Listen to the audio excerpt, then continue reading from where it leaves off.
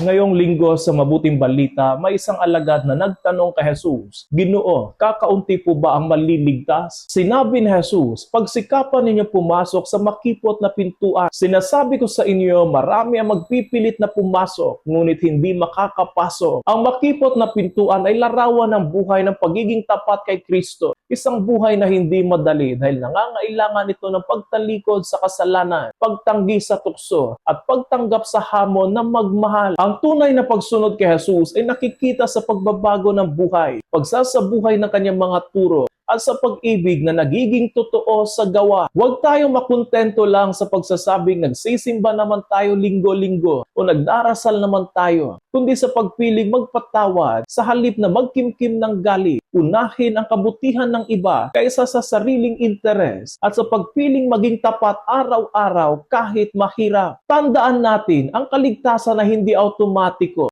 Hindi ito nakabatay lang sa pangalan na tayo ay Kristiyano, kundi sa ating matapat na pagtugon araw-araw sa Panginoon. Hamon sa atin araw-araw na piliin ang Panginoon, yakapin siya at sumunod sa Kanya. Nawa tulungan tayo ng Panginoon na huwag matakot sa makipot na pintuan. Dahil kahit ito ay mahirap, ito rin naman ang pintuang magbubukas sa atin sa buhay na walang hanggan, kapiling ang may kapal.